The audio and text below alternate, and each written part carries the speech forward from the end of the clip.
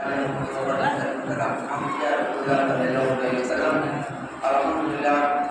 کل الحمدللہ اللہ کا کرم ہے. ابھی جیسا حاجی انصار احمد صاحب نے ہم کو بتایا حاجی صاحب نے بڑی تقریر کی, بڑی اچھی باتیں آپ لوگوں کو بتائی. الحمدللہ سب سے بڑی چیز میں یہ کہوں گا کہ پورے تہذیب کی بات کر رہا ہوں کہ اگر کوئی دیکھنا چاہے تو رسول اکرم صلی اللہ علیہ وسلم کا اصل محبت ہمارے مبلغین میں ہے. یا نہ جائیں کتنے بچے ناطقو ہیں ناطقہ ہیں, ہر طریقے سے. اور محبت محمد والے محمد کی اگر دیکھنا ہے تو خاص کر کے ہمارے محلہ کا چھانے کا کریں. میرے رسول کا یہ صدقہ ہے, میرے رسول کا سیدھا سے یہ معجزہ ہے. اور دیگر محلے میں اور کیا کریں دیکھیے اللہ کا کرم ہے. وہ سلیس زبان, وہ اردو زبان, وہ ادب, احترام, علم, عمل, اللہ کا کرم ہے. لیکن ایک چیز سگے جگہ ہم لوگ مار کھا جاتے ہیں. اکثر و بیشتر ہم دیکھتے ہیں کہ جمعہ کی نماز ہوتی ہے اور 2 رکعت نماز پڑھتے ہیں, باہر بچے جا کر تو کرکٹ کا رکوع کرتے ہیں, کسی چیز کا رکوع کرتے ہیں. دوسری بات یہ کہ ابھی ملاش نہیں ہو رہی ہے. بعض روایتوں میں آیا کہ نبی اکرم صلی اللہ علیہ وسلم کا ذکر جہاں پر ہوتا ہے وہاں پہ اللہ تعالیٰ اپنے رحمت کے فرشتوں کو بھیجتا ہے, اور رحمت کے فرشتوں کو ہی نہیں بھیجتا بلکہ ایک روایت میں تو میں نے یہ کہا کہ نبی اکرم صلی اللہ علیہ وسلم کا جہاں ذکر ہوتا ہے, جہاں پر ذکر ہوتا ہے وہاں پر نبی اکرم صلی اللہ علیہ وسلم خود اپنا ذکر سننے کے لیے آتے ہیں. جب رسول اکرم صلی اللہ علیہ وسلم جہاں پر ذکر سننے کے لیے آئے تو ذرا سوچو کہ آدم کہاں ہوں گے, عیسیٰ کہاں ہوں گے, موسیٰ کہاں ہوں گے, یحییٰ کہاں ہوں گے, زکریا کہاں ہوں گے, جبریل کہاں ہوں گے, میکائیل کہاں ہوں گے. 1,24,000 نبی و انبیاء وہی ہوں گے کہ ہم میرے رسول ہوں گے. ارے قربان جاؤ, اگر آج اس مسجد میں میراث شریف ہو رہی ہے, رسول کا ذکر ہو رہا ہے, تو کم سے کم یہ سوچو کہ میرے رسول یہاں پر تشریف فرما ہے, یہاں میرے رسول دیکھ رہے ہیں. کہ بے شک ہماری نگاہ تو نہیں دیکھ رہی ہے لیکن میرے آقا جو دیکھ رہے ہیں. ہم باہر ہمارے تو بچے بیٹھ کر کے موبائل پر گفتگو کرتے رہتے ہیں, موبائل دیکھتے رہتے ہیں. کیوں وہاں باہر بیٹھے ہوئے؟ ارے یہاں رحمت کے سائے میں آ کر کے فرشتوں کے درمیان میں فرشتوں جو اوپر سے اپنے رحمت کو برسا رہے ہیں, یہاں پر حاضر کیوں نہیں ہوتے؟ یہ جو نہیں آ رہے ہیں وہ بڑے ہی بدنصیب ہیں اور بڑے مقدر والے ہیں. وہ جو نبی اکرم صلی اللہ علیہ وسلم کے ذکر میں ان کے ملاپ سے نصیب فرما ہوتے ہیں, موجود ہوتے ہیں, وہ بڑے خوش نصیب ہیں اور وہ بڑے بدنصیب ہیں کہ اتنی دور پہ اتنی قریب میں میراث شریف یہاں ہو رہی ہے اور باہر دنیا کی گفتگو ہو رہی ہے. ذرا سوچو کہ گفتگو رسول کی ہو رہی ہے, وہ افضل ہے یا کامیابی اور کامیابی کو دنیا کی گفتگو میں ہے. ہم آپ سب سے گزارش کرتے ہیں کہ جو ہمارے بچے آئے, جو ہمارے محلے کے لوگ آئے, وہ باہر نہ رہے بلکہ اندر آ جائیں. تو کم سے کم ہو سکتا ہے اللہ کے رسول صلی اللہ علیہ وسلم کی رحمت کی نگاہ ہو جاؤ, زندگی اور آخرت دونوں میں کامیابی مل جائے.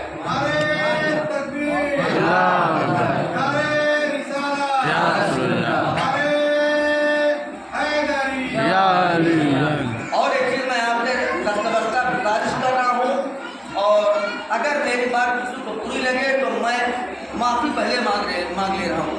ہمارا بچہ, ہر آدمی یہ ذمہ داری اپنے بچوں کو لے لے کہ جمعے کے دن جو 2 رکعت نماز پڑھ کر جب باہر جاتے ہیں, ہر باپ اپنے اولاد کی ذمہ داری لے لے کہ مسجد کے باہر وہاں پر کوئی نہیں کھڑا ہوگا, یا تو یہاں نماز پڑھو یا سیدھے گھر جائے.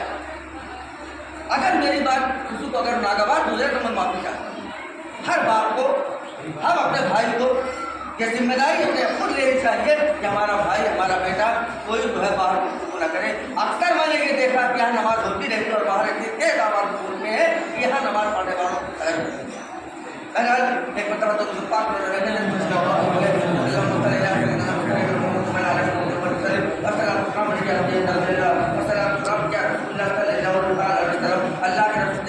اکرم صلی اللہ علیہ وسلم کی عمر مبارک سے 8 سال ہے. حضرت عبدالمطلب رضی اللہ عنہ دنیا پانی سے رخصت ہو جاتے ہیں. حضرت ابو طالب کے حوالے حضرت عبدالمطلب نے میرے آقا رسول اکرم صلی اللہ علیہ وسلم کو ان کے حوالے کیا. اور تیسرے دن کی بات ہے, نبی اکرم صلی اللہ علیہ وسلم کو آپ نے فرمایا, کون؟ حضرت ابو طالب نے فرمایا, اے میرے بیٹے, اے میرے بھتیجے, آؤ آج آپ کو میں اپنے ہاتھوں سے غسل کراؤں گا. آج میں اپنے ہاتھوں سے آپ کو غسل کراؤں گا. روایتوں میں یہ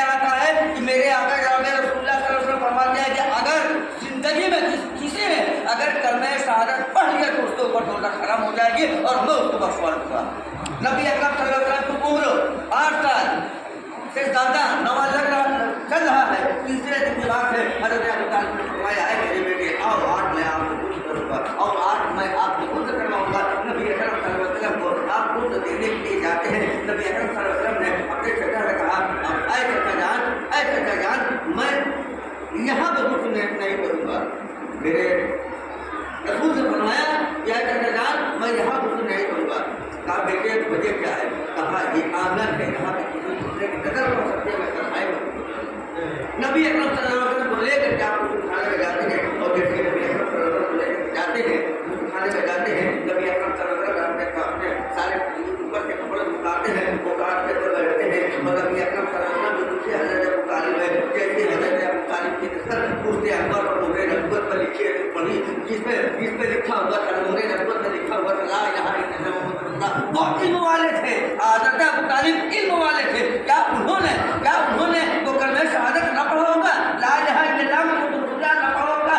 بس روایت میں یہ آتا ہے کہ نبی اکرم صلی اللہ علیہ وسلم کی مہر نبوت پر جیسے حضرت ابو طالب کی نظر پڑتی ہے, حضرت ابو طالب نے اس مہر نبوت کا موقع لیتے ہیں, چومتے ہیں اور چومنے کے بعد حضرت میرے آقا جناب رسول اللہ صلی اللہ علیہ وسلم آپ فرماتے ہیں سچا آپ کیا کر رہے تھے؟ کہا بیٹا آپ کے پشتے انور میں جو لکھا ہوا میں اس کو پوچھا لے وہ مہر نبوت ہے. آج ہم لا الہ الا اللہ محمد رسول اللہ پر ایمان لاتے ہیں. اور حضرت ابو طالب ایک روایت میں یہ ہے کہ نبی اکرم صلی اللہ علیہ وسلم ایک جنگ کے بعد جب واپس آئے آپ نے کہا کہ یہ آخری وقت ہے میرا, یہ میرا آخری وقت ہے. اگر کسی کے اوپر کوئی میرا قرض ہو, کسی کے اوپر میں نے کوئی ظلم کیا ہو, اگر کسی کے ساتھ میں نے کچھ کیا ہو, کسی کے قرض اگر میرے پاس بات ہو تو وہاں کر کے لے لے. ایک صحابی رسول کھڑے ہوتے ہیں اور کہتے ہیں یا رسول اللہ صلی اللہ علیہ وسلم فلاں جنگ کے درمیان میں فلاں جنگ میں آپ نے مجھے ایک کوڑا مارا یا ایک تماچا مارا.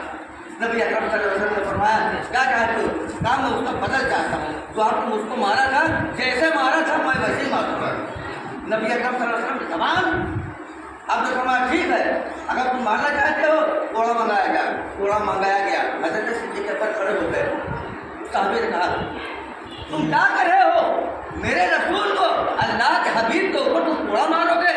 مجھے مار لو. تم ایک کوڑے کی بات کر رہے ہو, مجھے 2 مار لو, 4 مار لو, 10 مار لو. حضرت فاروق کھڑے ہوتے ہیں, حضرت عثمان غنی کھڑے ہوتے ہیں, حضرت علی کھڑے ہوتے ہیں, حضرت خالد بن ولید کھڑے ہوتے ہیں, تحت تمام لوگ کھڑے ہوتے ہیں. اے صحابی رسول, یہ کیا کر رہے ہو؟ یہ کیوں ظلم کر رہے ہو میرے آقا پر؟ تب وہ جب لوگ ظلم کیا کرتے تھے ہم برداشت کیا کرتے تھے. آج کتنے کثیر تعداد میں مسلمان بن چکے ہیں اور آپ میرے آقا کو, اللہ کے حبیب کو کوڑے مارو گے؟ کہا میں آپ کو کیوں ماروں؟ رسول نے مجھ کو مارا تھا, میں رسول کو ماروں گا. اچھا ٹھیک ہے. سب کی آنکھیں نم ہو گئی. جیسے رسول اکرم صلی اللہ علیہ وسلم پاس گئے, کہا یا رسول اللہ صلی اللہ علیہ وسلم میں ایسے نہیں ماروں گا. کہا پھر کیسے مارو گے؟ کہا جب آپ نے مجھے کوڑا مارا تھا تو میرے بدن پہ کپڑا نہیں تھا, میرے بدن پہ کپڑا نہیں تھا.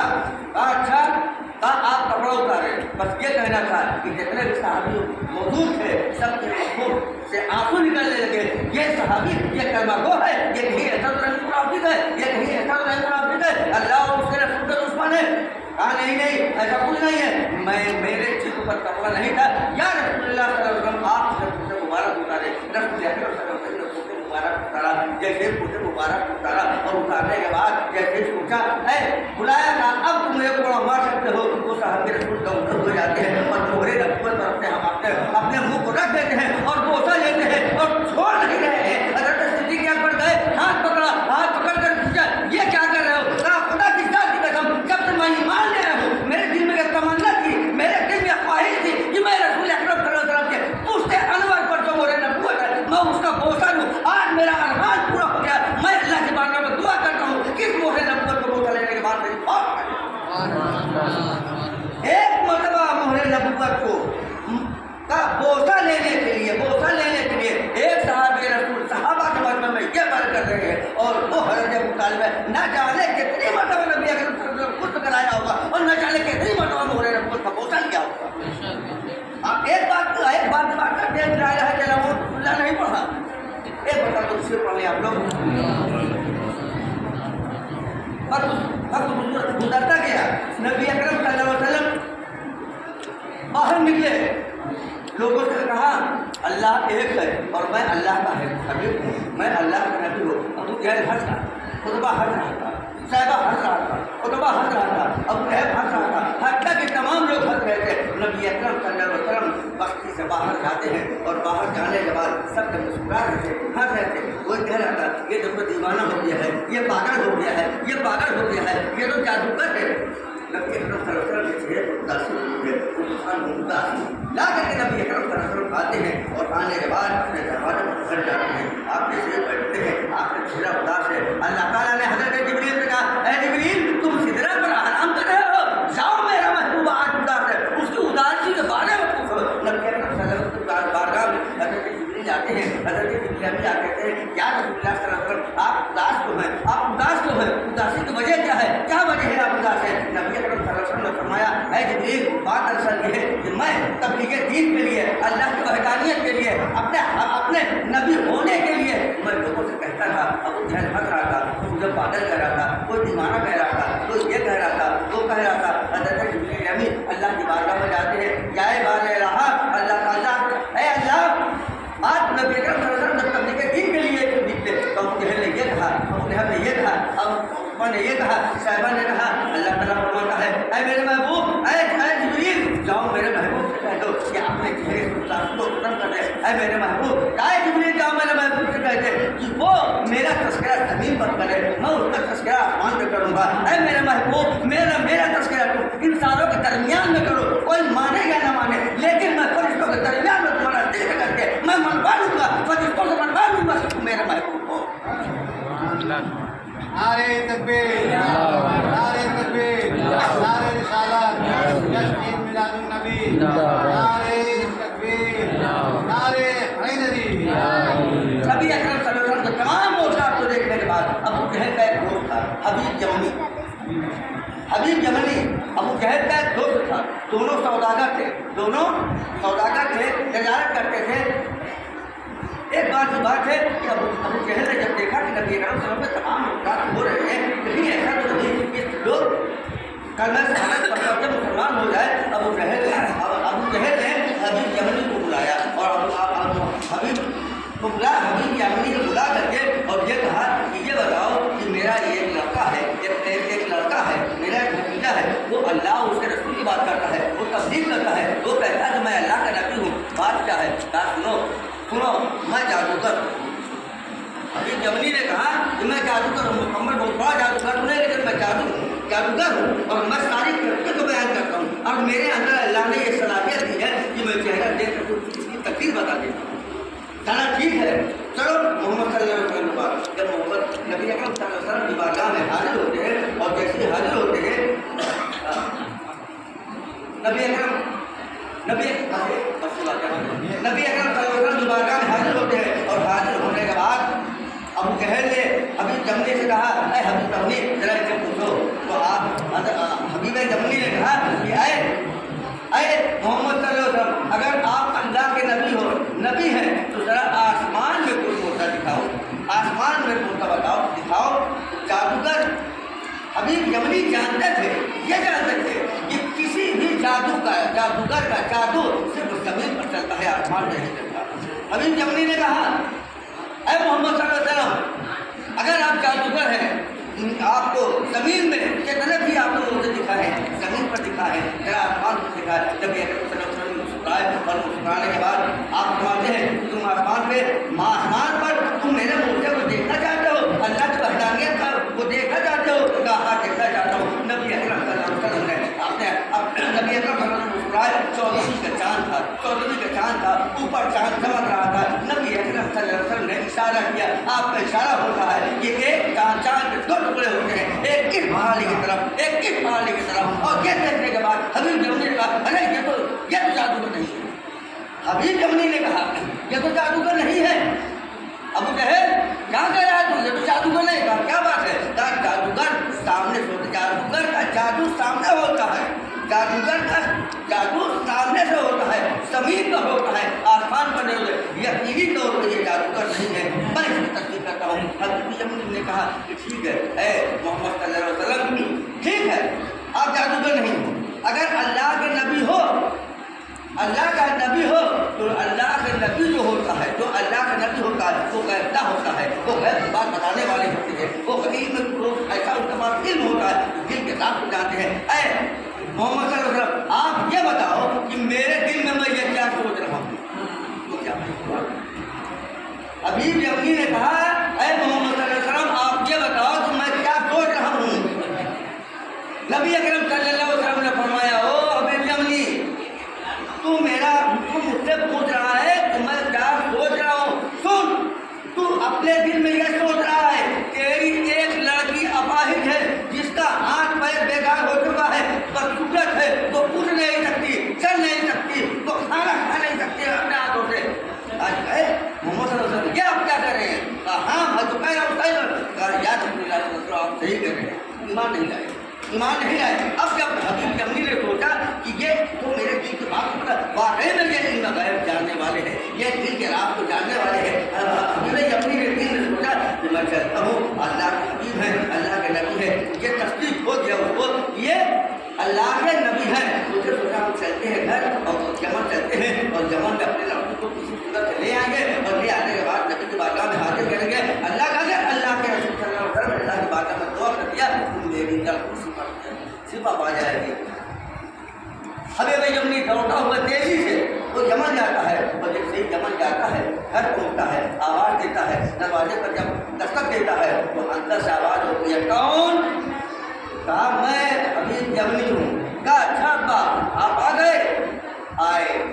ان کی لڑکی آتی ہے، دروازہ کھولتی ہے، حبیب یمنی دیکھتا ہے ارے یہ کیا یہ اتنی بڑی خوبصورت جمیل لڑکی، تم کون ہو؟ کہا حضور میں آپ کی بیٹی ہوں۔ کہا ارے یہ کیسے؟ تیرے تو پیر نہیں تھے، اپاہج تھی تو چل نہیں سکتی تھی، اٹھ نہیں سکتی تھی، بول نہیں سکتی تھی، وجہ کیا ہے؟ کہا اے ابا جان بات دراصل یہ ہے، بات دراصل یہ ہے کل رات کی بات ہے، کل رات کی بات ہے، 11 بجے کا وقت تھا یا 10 بجے کا وقت تھا، رات کی بات تھی، میرے دروازے پر کوئی آدمی دستک دیتا ہے، میں کوشش کرتی ہوں لیکن میں نہیں اٹھ پا رہی تھی، میں گھسرتے وہاں پہنچتی ہوں، دروازہ کھولتی ہوں، دروازہ دیکھتی میں کھولتی ہوں، دیکھتی ہوتا ہوں کہ ایک لٹاپوش ایک خوبصورت آدمی دروازے پر کھڑا ہوتا ہے۔ جب دروازے پر کھڑا دیکھا تو میں نے چہرہ تو نہیں دیکھا، کہا چہرہ تو نہیں دیکھا، کہا بات دراصل یہ ہے کہ ان کے چہرے میں اتنی رونائی تھی، اتنی رونق تھی، اتنی روشنی تھی، اتنی نور تھی کہ میری نگاہوں میں یہ تاب لگتا کہ میں ان کے چہرے انور کو دیکھ سکتی ہوں۔ ہاں اتنا ضرور ہے میں نے ان کے کرنے ناز کو دیکھا ہے۔ کہا اچھا یہ بتاؤ وہ کرنے ناز کیسا تھا؟ کہا اور تو دیکھا؟ کہا ایک مرتبہ آپ کے چہرے پر نظر پڑ گیا۔ کہا تو کیا دیکھا؟ کہا ان کا چہرہ ایسا تھا بھنور کیسے معلوم ہوتا تھا کہ بھنور ملی ہوئی تھی، زلفے سانے پر تھے اور میں نے یہ دیکھا ان کے گلابی چہرے تھے اور عجیب و غریب خوشبو پیدا ہو گئی تھی۔ جیسے ہی وہ آتے ہیں آنے کے بعد کہتے ہیں یمنی کی بیٹی ہو؟ کہا ہاں کیا اے میرے محسن آپ کون ہو؟ کہا بات دراصل یہ ہے حبیب یمنی کی بیٹی ہو؟ کہا ہاں میں حبیب یمنی کی بیٹی ہوں۔ کہا میرے قریب آؤ، میرے رسول صلی اللہ علیہ وسلم قریب جاتے ہیں اور جانے کے بعد رسول اکرم صلی اللہ علیہ وسلم نے پہلے سر پر ہاتھ رکھا اور جیسے ہی سر پر ہاتھ رکھا، سر پر ہاتھ رکھنا تھا کہ میرے جسم میں جو پریشانیاں تھی، جو اپاہجپن تھا، جو میں پیر کی لگڑی تھی، اللہ تعالیٰ اس میں طاقت دی، میں کھڑی ہو گئی اور کھڑے ہونے کے بعد ان کے قدم کو چھونے لگی اور قدم کو چھونے کے بعد میں نے کہا آپ کون ہیں؟ کہا میں محمد صلی اللہ علیہ وسلم ہے، تمہارا باپ حبیب یمنی میرا امتحان لینے کے لیے مکہ معظمہ گیا تھا۔